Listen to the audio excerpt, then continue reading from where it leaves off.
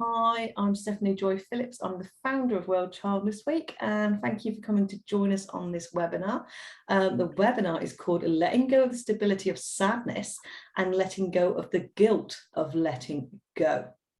Slightly long title, but it explains it all. It's really good. And obviously, Lana, thank you for coming today and doing this emotional freedom technique EFT tapping session for us. It's really appreciated. You're very welcome, Stephanie, and it's a pleasure to be here. And, just thank you for all the work that you do for World Childless Week, all the work behind the scenes and in the lead up. I mean, anyone who's organised an event knows there's always a lot more work. So, big hats off to you for everything you're doing behind the scenes and in front of the camera as well. I think I should go back behind the camera. From that point, I'll say goodbye. I'll turn off my camera and my audio, and I'll leave you to go ahead with this session. So introduce yourself and go ahead, please. Okay, thanks, Stephanie. Okay. Hi, everyone. Yes, thank you and welcome to this webinar. I'm Lana Walker. I'm an EFT practitioner, and EFT stands for Emotional Freedom Techniques. And what we're going to do today is sort of have a really good overview and introduction and practical session on how emotional freedom techniques can really help to let go of some of that sadness, that guilt, any other emotions you're feeling about being childless not by choice. So what I'm going to do is very briefly give you a bit of an introduction, give you some more information so that you've got a bit of an awareness. Then I'm going to show you how we actually do tapping and what it actually is. And then we're actually going to do some very gentle tapping for the emotions that you might be feeling today. Now, because this is a webinar and I haven't necessarily got interaction with you, although we have via the chat. So do feel free to put things in the chat. I want you to work very gently. This is not about going deep into really bad trauma. This is about just looking at the sadness and just looking at what we can start letting go of. So you may have heard phrases like, I feel sick to my stomach. I could cut the tension with a knife. I can feel the vibes. I'm talking through gritted teeth. I've got the weight of the world on my shoulders. If you think of the language that is involved in those phrases, it's all very physical. That I've got that churning in my stomach, or I've got the butterflies, or I've got this surge of energy. So that is energy manifesting itself in your body. So you may be aware of that. You know exactly what I'm talking about. Oh, yes, I know when I feel sick to my stomach about something. And it's nothing you've eaten. It's your emotions and your mind manifesting itself in your body. So that's a little bit of a clue as to where we'll be going with the energy and the talking today. So what I'd also like to do is give you a little analogy of what we're going to talk about and why EFT is so good, but also I'll just give you a little bit more information about myself. So I'm Lana Walker, EFT practitioner. I'm also a holistic massage therapist, and I love the connection between the body and the mind. They are not separate. The idea that mental health is separate from physical health is actually a medieval construct.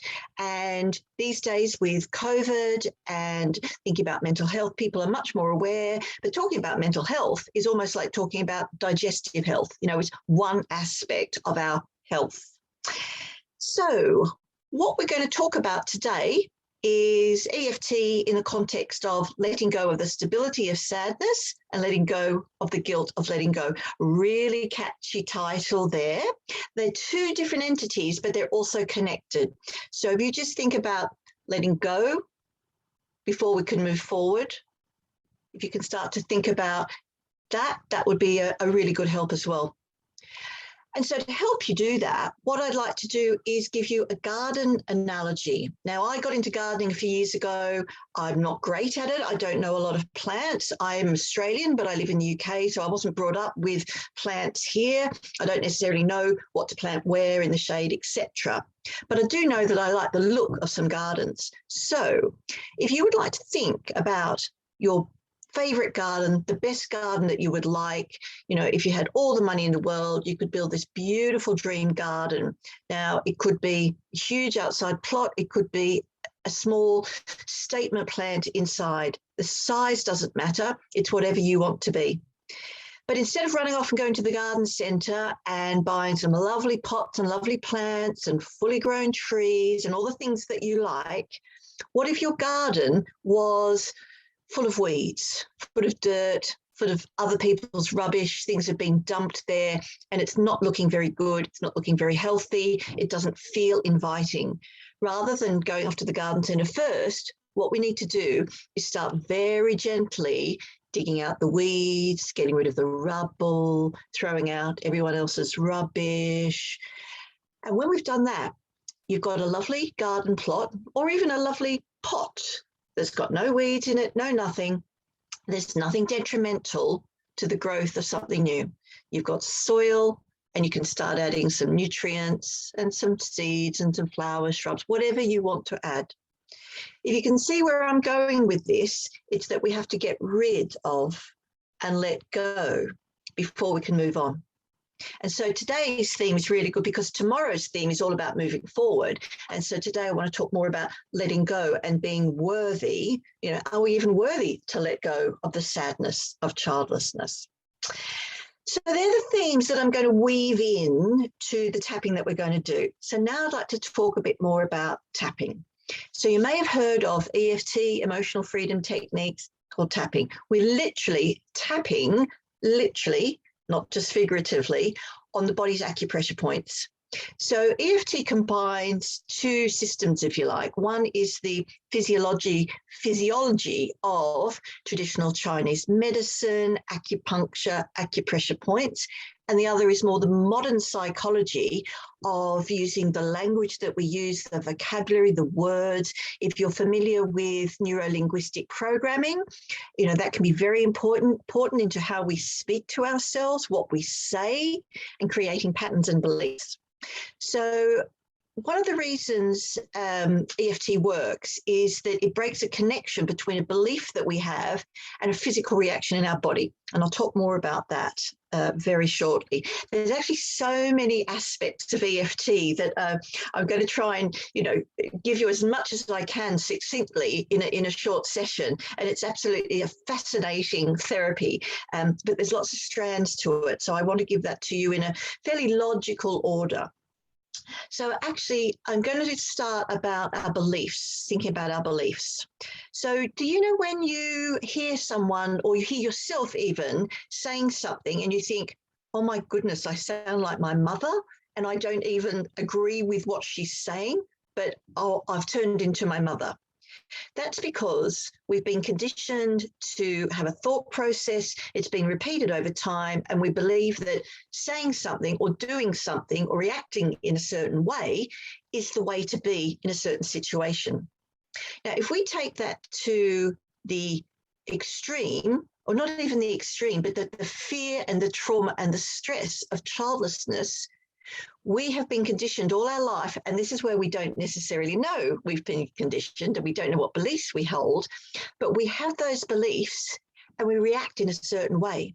So when we see triggers that trigger us about childlessness, we're not saying, I think I'll make myself feel really sick to my stomach. I think I'll make myself start crying in public. We're not choosing to do that, but we have got a behavior and a pattern in our world and our life that forces us to do that. And it's a very subconscious reaction. As I said, we don't think, I think I'll make myself feel really upset. It just happens. And that's the connection between the subconscious and the physiology of the body reacting and the energy that we have between the body and the mind. Because we are energetic beings. We are chemical, we are electrical, we are full of energy going down to the cellular level.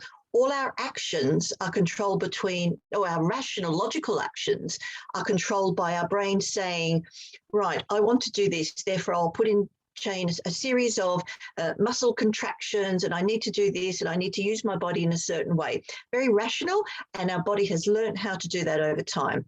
And it's the same with beliefs and subconscious beliefs, especially in the first 7 years of our life. When we are young, our brains are in a very different state in terms of absorbing information and trusting that it is true, believing that it is true.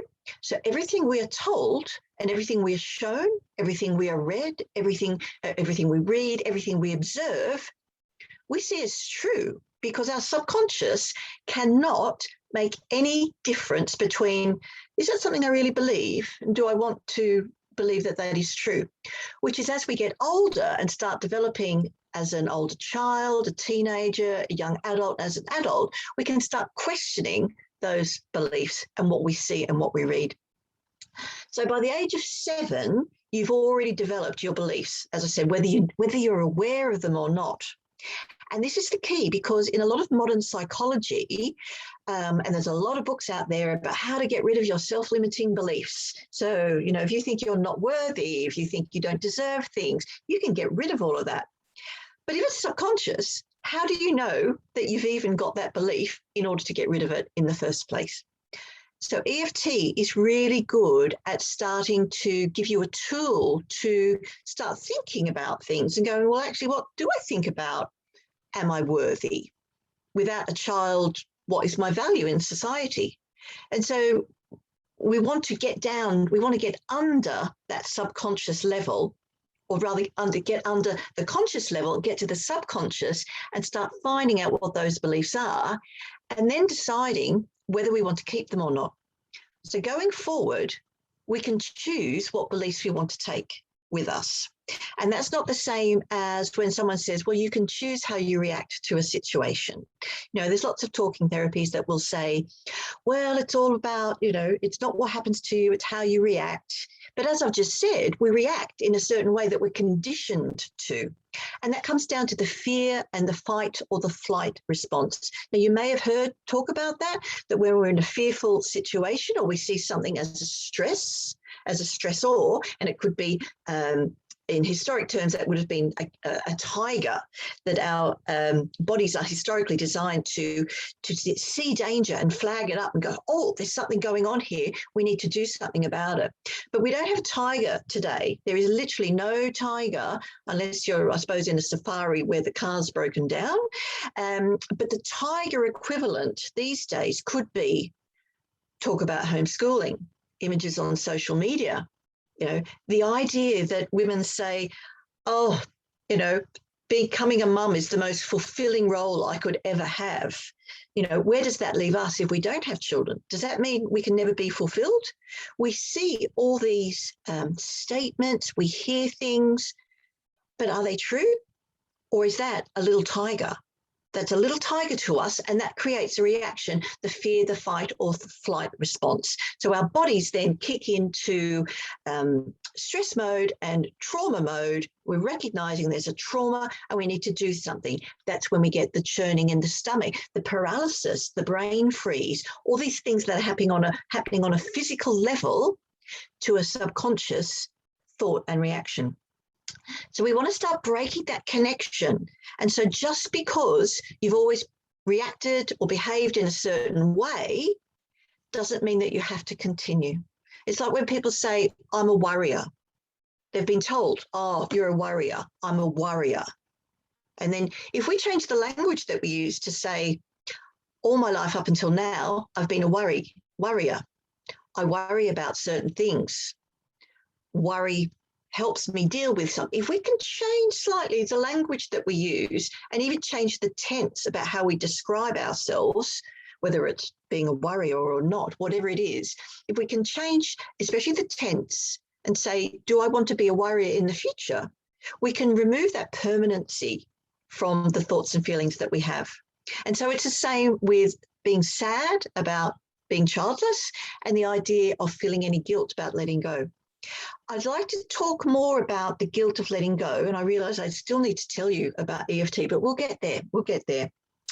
So the idea of, the stability of sadness, which is in the long, catchy title, and letting go of the guilt of letting go. When you're no longer in that really raw grief state, and you've come to a place where you feel like you can maybe start to cope, you start reintegrating into life again, you might resume the old activities that you used to do, or you might pick up new activities, but you're starting to get to a stage where, okay, I can start to cope, I'm not staying at home all day, I'm getting out there, I'm doing things. And over a period of time, as you go through grief, you get to a place where actually, I could sort of cope with this. You know, I'm not necessarily happy. I'm not necessarily fulfilled. How could I ever be fulfilled without a child? But you get to some sort of stable area. You know how to deal with your emotions. You know what's going to trigger you. And I like to call that the stability of sadness. So you've come to a place where you start to know how to live and it feels familiar. Doesn't necessarily feel comfortable, but you know what it feels like, so you know how you can cope. So the idea that you would start letting go of some of that sadness to literally not feel sad about not having children, that's, you know, like a whole new ball game. How could you possibly not be a parent and not be sad? So that's what I would like to focus on, part of the tapping today, about letting go that sadness. And like I said earlier, we're not necessarily able to move on and move forward until we've let go. So the idea, if you think of that analogy with the plant and the gardens again, you know, we're not going to go to the garden centre and all get all that wonderful joy and positivity and wonderfulness and finding the meaning of life until perhaps we've let go of some of the things that might be holding us back. And again, the idea that you have to move off this stability, this platform of sadness onto, you know, a new way of being or a new part of life, or even a new identity of, well, how do I feel if I'm not sad, if I'm not grieving? What is there for me? The idea that you have to, you know, launch yourself into this new life, that can be very scary as well. So what if we change the language and said, we're just going to let go of some of the sadness and just see how that feels? When you get the resistance in your body, which could be, you know, a churning or a weight on your shoulders or a lump in your throat, any physical resistance like that, that's where with EFT we like to focus on, because that's where there's something holding you back. And that could be an underlying belief that you're not even aware of. So when I talk about the stability of sadness, I want to talk about letting go of that. And I'm not talking about the raw grief. You know, sadness, you know, the cycles of grief. There's so many stages of grief, and then we can revisit them, and it's not a linear checklist. And I think there's going to be a really good talk webinar on grief tomorrow. But sadness is a very different entity to that raw grief. So I'm talking about when, you know, you've started to heal, but the idea of if you all of a sudden sort of say, well, I'm not sad anymore, you know, I'm a woman, want to feel worthy, I'm not going to feel sad about my childlessness. What if you feel guilty about letting some of that go? How could you possibly not feel sad about childlessness? And if you can have one big takeaway from today, as well as learning how to do EFT, is that letting go of the guilt of letting go does not invalidate any of the grief or any of the trauma or any of the experiences you've been through, whether that's recent or long-lived. So I'll say that again.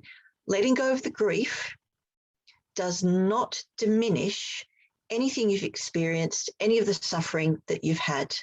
It doesn't diminish any desire you may have had to have a child. It doesn't mean that you didn't want to be a mum or a dad enough. What it means is you're willing to let go and you're willing to start finding what your self-worth is, because you are still worthy. You are a person, you are a woman in your own right. You don't have children. You are still a person. You are still so valid and you deserve to be here. And I'm talking about in the world, not just on this webinar. Okay. So if you think of another analogy of if someone has broken their leg, they go to hospital, they get it set in plaster. Then after a while, they're out of hospital, they start healing. They start the recovery process. They might do a little bit of physical activity, a little bit of physio. Then after a while, the plaster cast comes off when the bone has knitted together and the medical team are happy that everything is working together. Then that person will start some more physical therapy, and then they will start getting back into their life, whether that's, you know, walking, running, even just standing on one leg and being weight bearing. There is a process to go through. And that person doesn't think, oh, you know, I better hold on to my crutches because no one will believe me that I broke my leg. But with childlessness and with grief, because our grief is so intangible, it's almost like could feel that we need to hold onto that grief because that's the only thing we've got left from our desire to be parents. What if we could let that go? What if letting go of the grief and the guilt of letting go meant that you could start finding your path? And so again, I refer back to the analogy, that's when you go to the garden centre and start finding all those things that are going to make you content in your life. But before we do that, we've got to start letting go. So I'm just wondering in the chat, does that sort of make sense to people? If you want to put anything in the chat there, it says before we start getting on to the more nitty gritty of tapping, does anyone have any questions so far? Makes a lot of sense. Okay, great. Thank you. There's so many different aspects. I want to make sure that you're happy with understanding what we're doing and why. Yes, brilliant. Okay, great. Thank you very much for that. Okay. So I'll give you a quick bit of history. That struck a chord. Yeah, the intangible nature. Yes. Sorry, I always get distracted when I read the chat because the chat can be so interesting because what you've got to say is just as important as what I've got to say. Okay. So now we're going to talk more about EFT.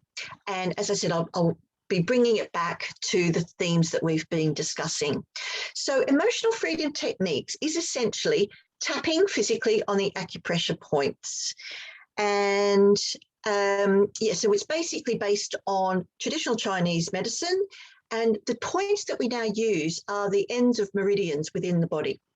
So traditional Chinese medicine has been around for a long time, ancient wisdom, thousands of years. So how did we start getting into EFT?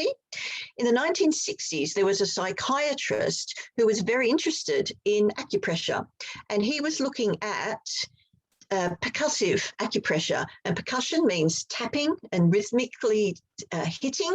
And so he was looking at rhythmically tapping on the acupressure points of the body to see if that could affect any change physiologically. And it did. So he wrote a scientific paper. Now, this was in the 1960s before we had Google. And so on the other side of the world, there was another psychiatrist working with a client who had a real phobia of water.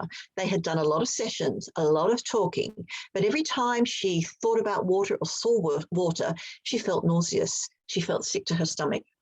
And so this second psychiatrist was doing a bit of research and happened to stumble across this paper about the use of percussive tapping on certain acupressure points. And he actually said to his client, look, there's this new technique. I don't know whether it will work or not, but why don't we try it? And basically they had a session where they were tapping on various points for nausea and feeling sick. And then basically she was cured of her phobia of water. They had done a lot of work, but by doing the tapping, it really just allowed her phobia and fear of water, which, phobias are triggers and reactions, just as they are, just like childlessness is. But basically her nausea just melted away. And she thought, oh my goodness. And that's basically where the modern EFT was born. So it's several decades old, but it comes from people playing around with the energy systems, having, seeing what can be done, combining the psychology. And so some of EFT is about affirmations. And I'm not going to get too much into that now because we're talking about letting go. So originally there's a question here, is a link to EMDR. EMDR is rapid eye movement, and it's allowing the brain to break that connection. It is not exactly the same, and while there is a tenuous link in that you're physically moving the body differently to break the connection between the neural pathway, that would be the link. And that ultimately that's what we're doing with tapping. We're breaking the link between the neural pathway of, oh, when I see a trigger or when I see something that makes me react, I need to react in a certain way. So yes, it's breaking that connection there. So yes, so what we want to do is, as I just said, break those connections. But yeah, that's the history of EFT. And when it first started, there were various points for various physiological issue. So nausea, you would tap on certain points on the body. For something else, you would use different points. And there's hundreds of acupressure points in the body. If you've ever been for acupuncture, you'll know that for a certain health issue, your acupuncturist will say, right, we're going to work on these points. With EFT, it's been refined and streamlined, if you like, to just use the same set of points for various things. So EFT works for, anxiety, phobias, all sorts of things. And I won't get sidetracked by that now. Suffice to say that we'll use a certain set of points so it becomes a certain routine. So I'm going to show you the points, and I think you're all happy that you're understanding why we do it as well, because you like with anything, the more you understand why it works, then you'll understand a bit more about it. So now we're going to get through to the points. So I'm basically going to be using the points on my face, my hands, and my upper body. So, but I think because I've been talking a little bit now, we might just change the energy. And if you need to do a bit of a shoulder roll or do a stretch or anything like that, I think we'll just break it from the introduction and the talking to a more physical hands-on EFT. So what we're going to do is tap. We're going to use the pads of the fingers rather than the fingertips. And you're going to start with 3 fingers tapping between the little finger joint and the wrist. So I'm just tapping like this on the side of the hand. Now, I can't see how high you are holding your hand. You don't need to hold it up this high. You can do this in your lap so that your shoulders are nice and comfortable. I'm holding this up to the camera so you can see what I'm doing, and I will continue to do this, but you just sit back and do whatever makes you feel comfortable hands-wise. If you're doing it on a desk or in your lap, that's fine.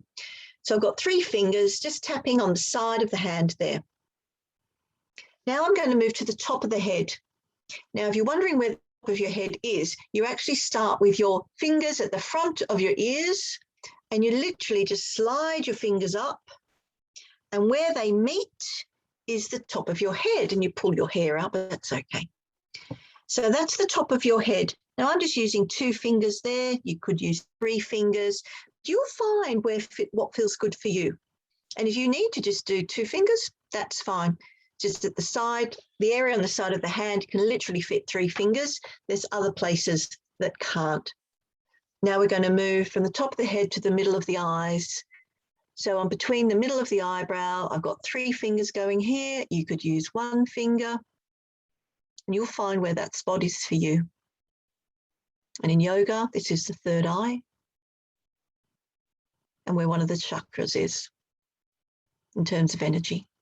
Now we're going to move to the sides of the eyes.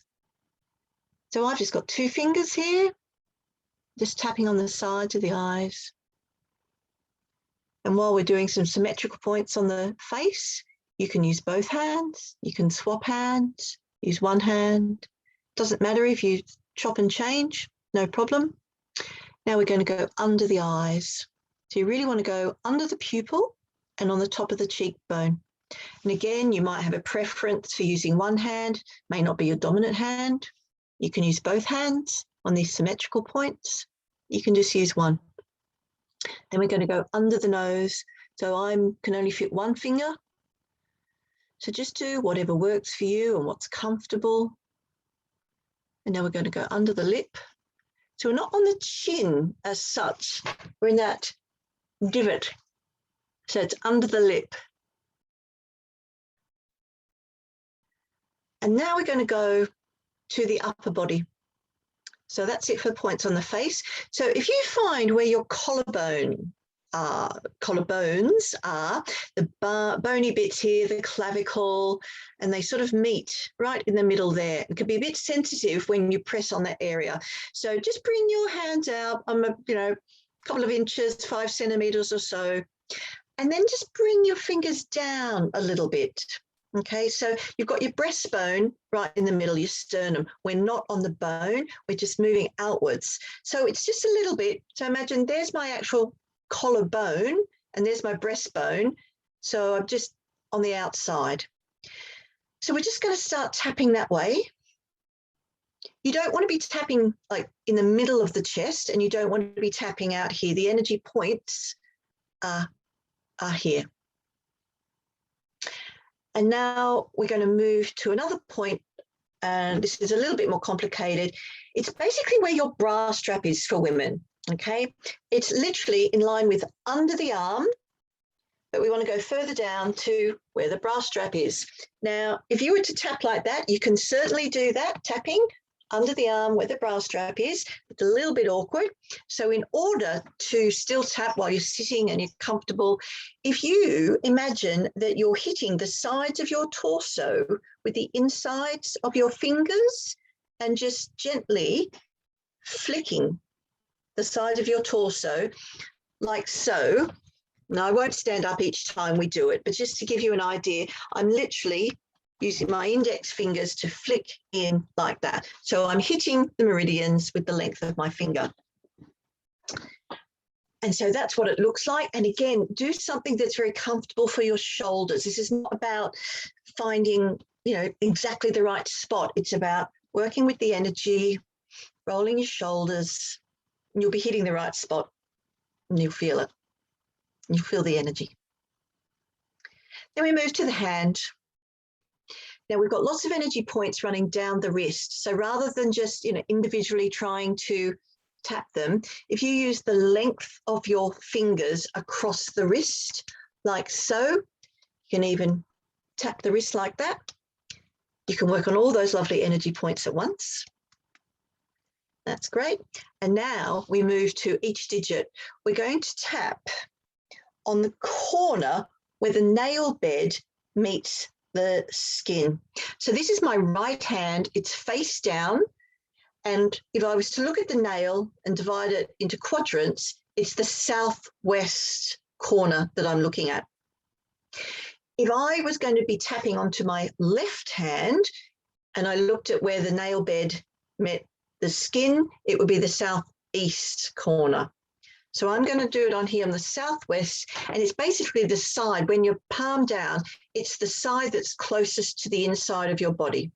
So you're not on the outside, you're on the inside, and we literally tap in here, and we do that for every digit in there. Technically, we don't need to do the ring finger, but once you get in the flow of tapping each digit, it's much easier to just start tapping and go with the flow. Then we finish a round of tapping where we started, which is here on the side of the hand. So what we'll do now, we'll just stop that. I'm going to go again quickly as a little refresher. Don't worry, there's no exam. And you might want to take a breath, and you might think, might have been a bit tiring. When we work with the energy, you can get quite tired. And that's a really good sign. I make no apologies if you feel tired, because that is your energy starting to shift. And we haven't done any sort of talking about what the beliefs are, but we could get, when you feel really stuck sometimes, we want to break that stuck energy. So we'll just go again. So we're going to start on the side of the hand, and we tap at least 7 times on each point, most of the time a bit longer. Top of the head, middle of the eyebrows, sides of the eyes, under the eyes, under the nose, and under the lips. Then the collarbone that's not the collarbone, just below, and under the arm for women, just on the bra strap. So just flicking in like that. Then I move to the wrist. Then I move to each digit, in the corner of the nail bed and the skin, the side that's closest to you. And do each digit.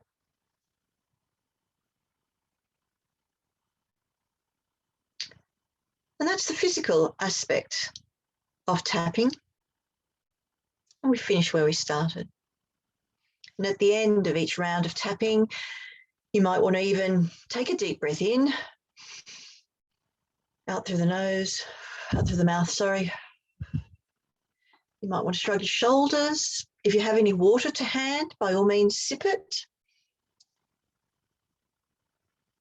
If you don't have any water, during this session right now, that's fine. But maybe after we've finished, if you'd like to go and sip a bit more water than you normally do, that would be great, because you're physically tapping on the energy. And so we're moving things around the body. And the more hydrated we can be, the easier it is for the body to do what it's meant to do. And the body is designed to self-heal. So the idea of holding on to something isn't necessarily the best for healing. If we can let things go and make space, that's going to be a much better thing for your body and your mind.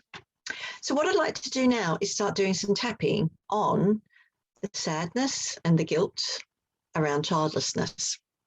So the other way that tapping works is by making statements about what we feel, and it's connecting with that energy. So you know how I mentioned about I feel sick to my stomach, or I've got a lump in my throat, or I've got the weight of the world on my shoulders? What we want to do to make EFT even more effective is really hone in on that energy for you. This is where everyone is individual. Everyone will have different reactions, will feel loss and sadness and grief and guilt in different ways. So there is no right or wrong. So absolutely don't worry about that. What I would like you to focus on is, if I said to you, you haven't got children, you're always going to be sad, you must stay sad forever. And I'm saying that as a very, probing question to get a reaction. I'm not saying it to be unkind. I'm saying that to let's get your energy stirred up so that we can work on that energy and start letting it go. So I do it from a real place of love rather than antagonizing and creating a trigger. But if I can, because I don't know what beliefs you're experiencing at the moment, and this is why we're concentrating on, the stability of sadness. So the idea of moving away, stepping off that platform of sadness, or not being sad because you don't have children, how does that feel for you? Where can you feel the energy? And if you could think about the location, the shape of that energy, the texture and the size, and even the emotion associated with it, that's really good. Now, to give you some examples, it could be that black ball of fear, like a black bowling ball sitting in your stomach. It could be, a heavy brown, awful cloak of worry sitting on your chest. It could be a fizzing or a stabbing. It could be like a lurch or a surge. It could be like electrical or a lightning bolt, or it could be really stagnant water. It could be anything that you feel. It could be a stab to the heart, or it could feel like a headache, or it could feel like, you're going to clench your jaw. Anything that you feel is absolutely what you feel, and there is no comparison with anybody else. But can you get that sense of, I can actually feel something, which is why I made that triggering statement. If you just want to pop in the chat, can you feel that, I feel sick to my stomach, or I feel that, that stab in my throat? Can you feel that's got a color or a texture? If this is quite new to you, don't worry if you can't feel anything, because then we would tap on this nothingness that I can feel, but we do want to identify it. Thank you, Mariette. Yes, it's in the throat. And what does that feel like? Does it feel like, someone choking you? Is it a knot? Is it a restriction? Is it a blockage? Does it feel like fabric, or a grey burning blob in stomach and jaw clenching? Thank you, Jen. Yeah. And Louise, a ragged black hole in your chest. Yes. Marianne, that tightness and burning. Yes, yes. It's awful, isn't it, that we go through our experiences having all of this physically. We've got enough to deal with, and we get all of this. But this is what we can change. If you're like wading in water and your legs can't move. Yeah. Yeah, that's everything is so stuck. Heavy lump in my stomach. Yeah, absolutely. Yes. So, and on one hand, I'm really sorry that you're feeling all that right now. And this is what we're going to tap on to try and reduce that. Okay. So the idea of tapping is that we want to get a sense of how strong is that? How intense is that feeling? We're going to start doing some tapping, and then we're going to see at the end of the tapping, what does that feel like to you? Does the energy change? The energy can get better. can get worse. It can get more intense because we are actively focusing on what beliefs you hold. So this is why we'll go gently. We'll go very, very gently. But what I'd like you to say, and you can do this in the privacy and comfort and safety of your own home, is I'm going to give you some opportunities to describe. I feel like I'm wading in water and my legs can't move. So how we would set up a setup phrase, it would say, even though, and you would say, even though I've got this, and you would then describe the symptoms that you've got. So I've got this tightness and burning, this heavy lump in my stomach, feel like I'm wading. All the things that you are experiencing, if you physically say them out loud. So even though, I've got all this heavy, ragged black hole in my heart. So even though I've got these feelings, you'd repeat that statement, even though I've got these feelings, I'd really like to, deeply and completely love and accept myself. And we're going to move to the top of the head. All this texture, to describe the texture that you've got. All this the colour and the emotion, like the black heaviness, or just I don't know what colour it is.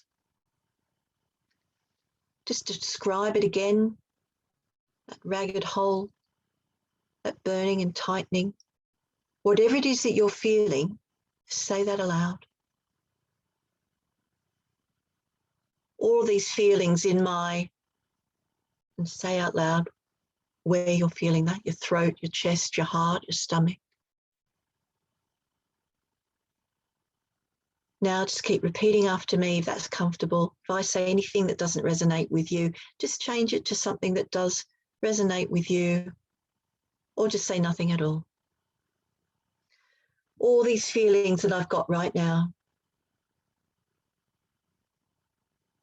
all this sadness I have, I've experienced so much loss and grief in my life. I don't want to hold on to all of this. But I don't know how to let go. How could I possibly not be sad? I never got to be a mum. I have to stay sad because I've had so much sadness.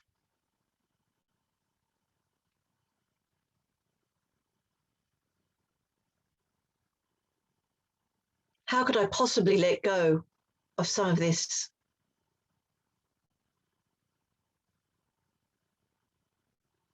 How could I be curious about letting go? What would letting go of some of this feel like? And then we would stop the tapping. You might want to take a breath or a sigh or move around like we did at the start of the tapping. And has anything changed physically? You could take a deep breath in. I'm just attending to the chat because perhaps I froze. Perhaps I didn't freeze. It's okay. Somebody raised their hand. I'm just checking they're okay. Oh, okay. Thank you, Steph. Thank you. I'm sorry. So that is a round of tapping. Very brief, very general statements. And this is where the energy is very specific to you, but we can talk about very general statements. Does anyone, I was going to say, yes, would anyone like to share? Maggie, thank you. The water isn't as overwhelming. And there you go. That's your energy changing. Yeah, it's not as overwhelming. And this is where you are able to let go. You are allowed to let go. You do not have to hold on to all that overwhelm. And this is how EFT works, so that we are focusing on the energy. Then we start looking at what thoughts come up during the tapping. And that's where the magic happens on a one-to-one basis, because it's actually, what is that overwhelm for you? And then we start tapping into those beliefs. That's fine, Athena. No worries. Yeah, we start tapping into the beliefs. So the statements I've just made, as I said, were very general and very generic. When I work one-to-one with clients, it's very much about your story and what that sadness means for you. So it's very unique and very specific. So we've got another question here. How many rounds of tapping should you do in one session? Well, it's how long is a piece of string? Because you do the tapping and you can start feeling different. And then thoughts start coming up. And that's when you would start chatting. And it's like, well, where do those thoughts come from? Because what we want to do is start breaking the concept of your beliefs. So yeah, we want to get rid of the churning, the physical sensations, and they start to subside. And during the tapping, you'll find that clients say, oh, actually, well, yeah, that's not there anymore, or it's moved somewhere else. But that's when you get the thought of, well, actually, this happened and I created this. And this is where, it's such a wonderful therapy for letting go, but allowing you to recognize what you're letting go of. Okay, so how many rounds? I mean, you could do 20, you could do 7. It depends on how much talk there is afterwards. So, but we do I normally conduct hour or 90-minute sessions, because once you're getting into it, it's you really want to get into it. When you can start feeling that overwhelm, that sadness, those physical symptoms starting to lessen, why would you want to hold on to it? Yeah. But as I said, it can be very tiring, because you are, moving the energy around, letting things go. So, yeah, it's very hard to put a number to how many rounds you would do. It's all about what's appropriate, what's right for the client. And this is where you then can start going off on lots of different tangents, because our beliefs that we've been acquiring over our lifetime, there's so many of them. We have our upbringing by our parents, then we have the wider family network, we have cultural influences, and then we have the education settings, whether that's preschool or infant school. So there's so many different thoughts and beliefs that we've accumulated. We have to start unraveling them, and working with emotional freedom techniques and working with the real heart of the issues. You may have heard the phrase that it's like peeling the layers of an onion. You don't want to dive straight in to the really bad trauma. We want to just start peeling off the layers, so it's very safe, very gentle. But some of those layers can be shed. You can shed quite a few in one round. Does the tapping have to be in the same order? Not necessarily. The points that are used now are seen to be the most effective if you left some of them out or you changed the order. That's fine. At the moment, the order starts at the top and works down, just to be more logical, because when you're feeling emotional, you wouldn't want to necessarily have to remember, well, I'm going to start here, then I move there, then I move to the side, to the eyes. So it's literally very simple. Think of starting top down, and if you miss out a point, doesn't matter, because you do several rounds, you'll be getting those points at some stage. Yeah. So are there any more questions? Because what we'll do now, sorry, there is a question yet. Is there a script available on we can follow regarding to what to say to ourselves while learning this technique? There are many scripts available.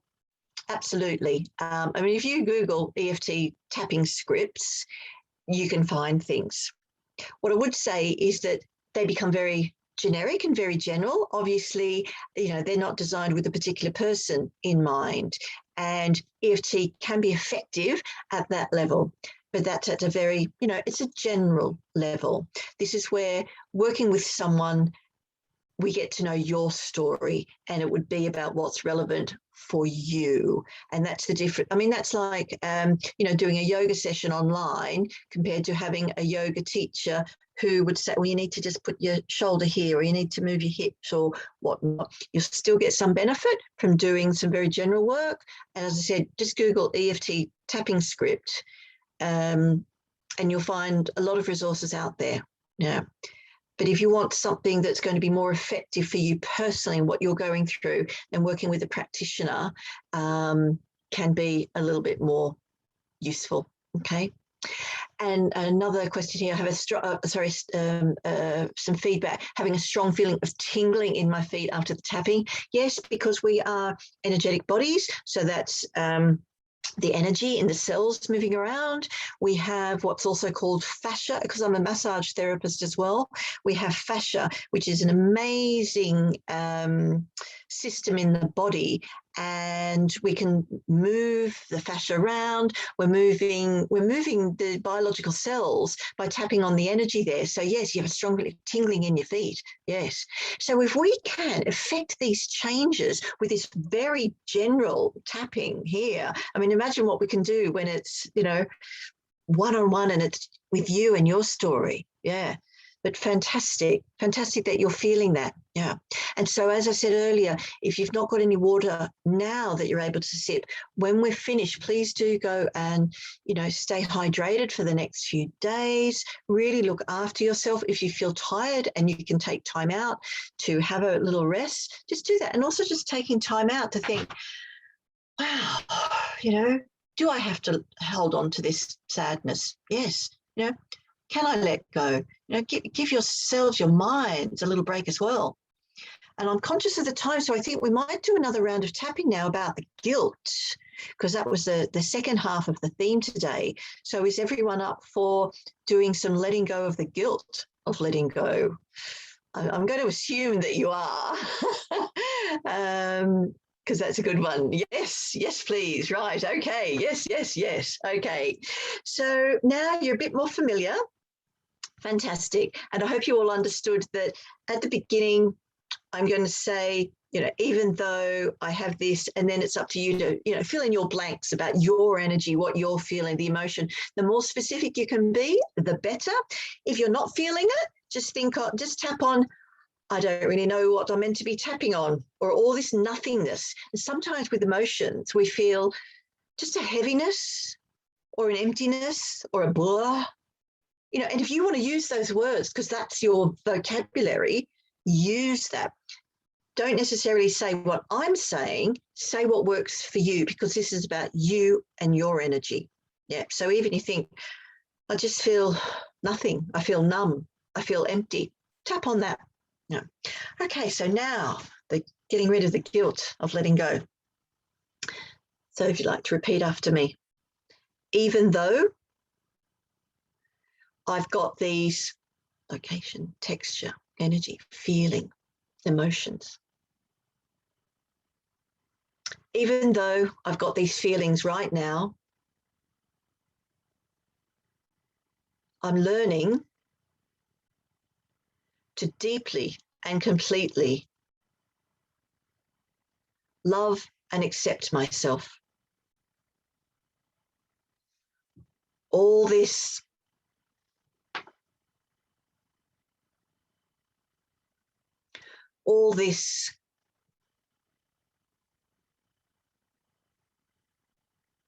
I feel all of this in my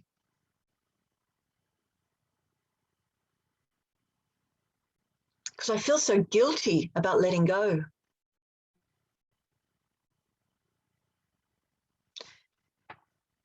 I better hold on to all this guilt. There's no way I could be allowed to get rid of the guilt. If I get rid of the guilt of letting go of the sadness, what does that say about my desire to be a parent?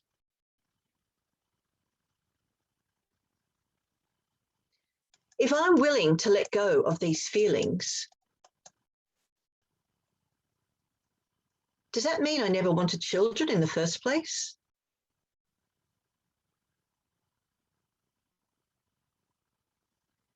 If I'm thinking about letting go of the guilt, does that mean I haven't done everything that I could have?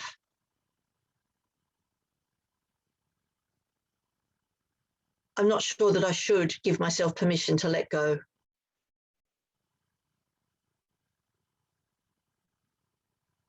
If I don't give myself permission to let go, what will I gain? If I give myself permission to let go of the guilt of letting go and of the sadness, the heaviness, the emptiness, how would my life change? What would my life feel like? What would my life look like? But if I let go of the guilt and the grief,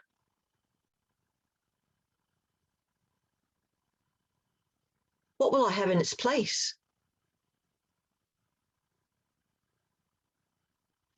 All I know is how to be sad. I couldn't possibly not have children and find some contentment.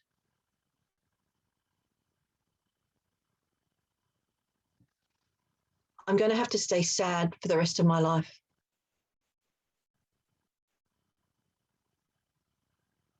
Life didn't turn out how I wanted it to.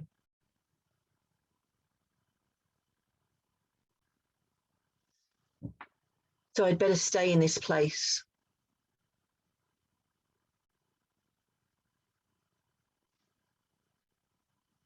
What if I could let go of some of this? Could I really release some of these feelings?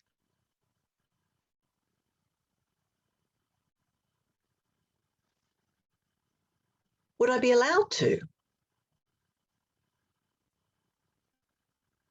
Whose permission would I need to get to let go of some of these feelings?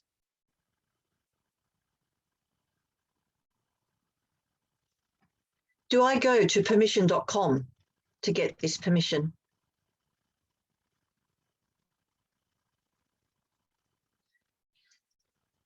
Do I get permission from a wider cultural and family situation?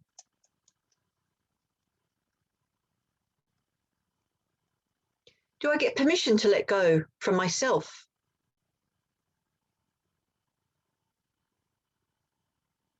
Why would I want to let go of these feelings?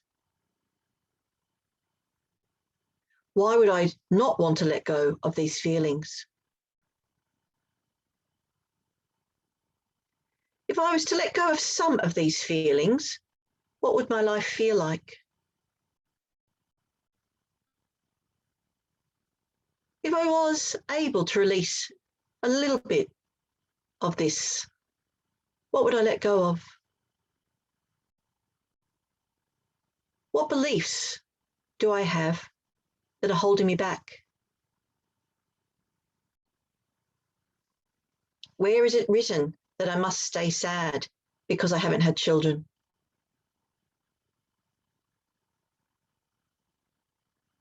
I don't know what I want for my life,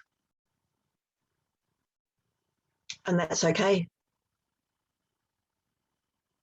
I don't know how my life is going to pan out, and that's okay. I'm learning right now that I don't need to hold on to ideas and beliefs from the past, even the very recent past, even my ideas and thoughts from yesterday. I don't need to carry the sadness and grief forward.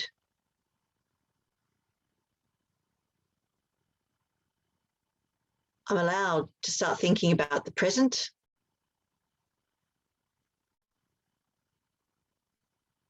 I'm allowed to make room for the future.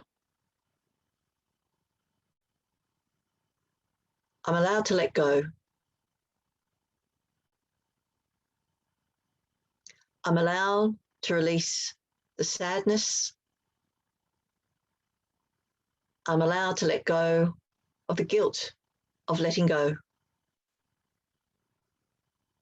Finding what I need to feel worthy and content in my daily life. I'm allowed to be me.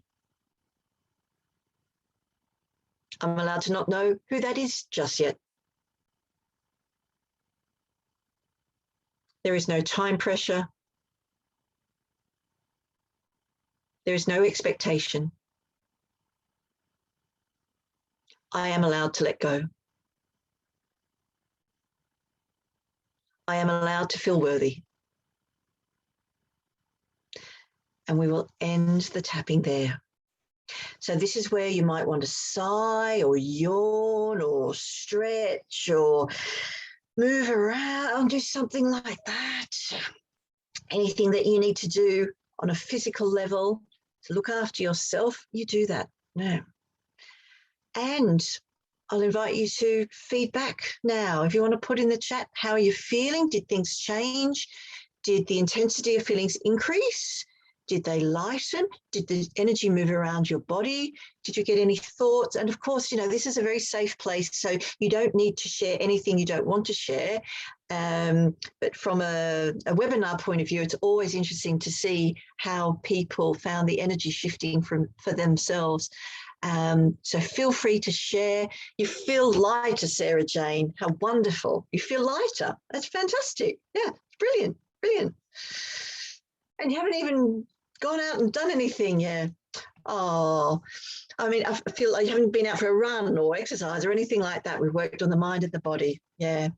So your feelings moved out through my eyes, some tears, yeah, which feel a bit healing. Yeah, exactly. So everyone's energy and reaction is going to be different, but healing tears, that's beautiful, really beautiful. Yeah.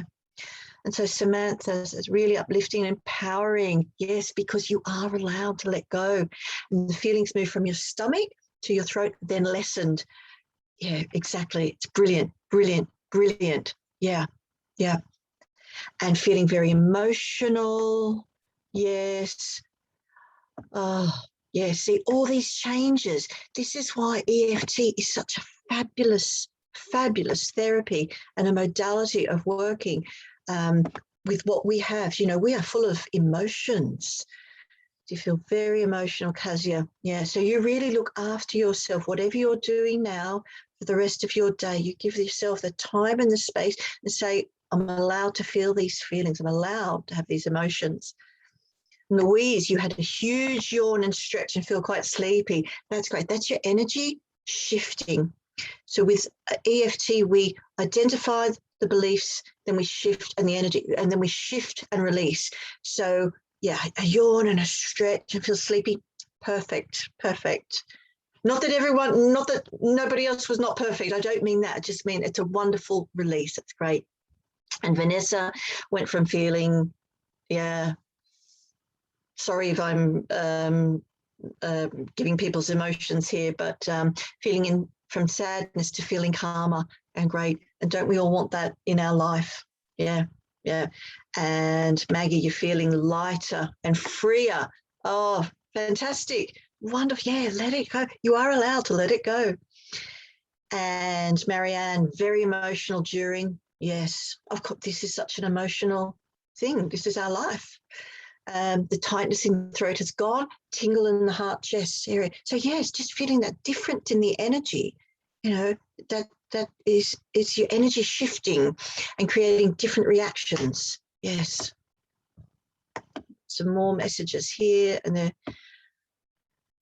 you were tearful, but okay now. Yes, and we're allowed to bring up those emotions. We don't have to stay You know, I'm not British. Well, I am. I've taken out British citizenship, but I'm an Australian. I live in Britain. I do not subscribe to this stiff British upper lip. You know, we don't cry. We are emotional beings. We have tear ducts. We are allowed to use them. Yeah. Yeah. But feeling okay now, feeling lighter, calmer, great. And Fiona is feeling happy to have discovered a new technique. Yes, it's brilliant. This is why, you know, people talk about tapping, and if you speak to someone, they'll say, oh, yes, I've heard the tapping's really good. Now you've discovered it and you've felt it. You know, that is brilliant. Absolutely brilliant. Yeah. Well, I was just about to say, I think we'll round it up. I've looked at the time. I'm sorry that I've run over. No, not at all. Yes, but it's so wonderful. You know, ladies, I wish I could, you know, see you all in person to know, you know, to get to know you a bit more. But the fact that you've had these changes, that you can feel calmer, feel emotional, feel a release, that's absolutely wonderful. So it's my absolute pleasure and my privilege to do that with you. And if anyone does want to work one-to-one, I'm worthyandcontent.com, and this is what I would do. So if I can help you, you know, please, you know, let me know, because you don't have to carry these feelings, whether that's sadness or guilt. You can let that all go to start moving forward. So thank you. Thank you for all your comments there, ladies. You know, really lovely to have met you on the chat. So thank you. I'm going to stop talking now. There you go, Steph. I didn't want to interrupt you, but no, thank you so much for doing that. I'm definitely going to be having a stretch and a yawn, that's for sure, after that. Do you know what I mean? Exactly. Yeah. And this is where, you know, the mind and the body are not separate issues. They are so entwined. And the word health actually comes from the word whole. You know, it's the Greek word. So it's the whole of everything. So it's not your mental health, your physical health, your digestive health, all of that. Everything is just totally enmeshed. So yeah, you have that lovely yawn and stretch. And yeah, I'm so pleased that it was helpful for everyone. Yeah. A lot of real sort of, you know, grateful comments there, and people who appreciate it and felt the change, which is what it's all about. Exactly. Knowing that we don't have to stay like this. And, you know, on one hand, we've had enough, haven't we? Oh, gosh. We've had enough. We deserve better. We deserve to find some peace and some tranquility in our heart. And that's what this helps to bring forward for people. So yes, you know. And we are worthy. You know, we are so worthy. We are as worthy as the next woman. Yeah, definitely. We just don't have children. Yeah. We've just got to realise we're worthy for being exactly who we are in this place, in this moment, right now. We don't need to change anything. No. We're worthy as human beings. It's as simple as that. Exactly. Yeah. So thank you so much for doing this session, Lana. It's been wonderful as always. Oh, thank you. Thank you for allowing me to share this. Yeah. Oh, we could just go on and say, oh, thank you. It's just wonderful to be here and be involved. You know, the comments are still there. You know, Maggie says, yes, I've had enough and I'm worthy of being. Exactly. Oh, yes, you are. Shout out you're worthy, because you are. Every single one of you that's here. That's what I love to say. Yeah. But like you say, we could go on all night. So I'm going to be mean and say, need to love you and leave you, so we can get this uploaded on the website, and I'll add your link on there as well, and you can help more people learn about this amazing technique that is such a release for emotions. Yeah, brilliant. Okay, thank you. Thank you, Lana. It's been You're very welcome. And yes, we love you and leave you until next time. Okay, thank you. And thank you, Kate. You are worthy. Yes. Okay, bye, everyone. Bye.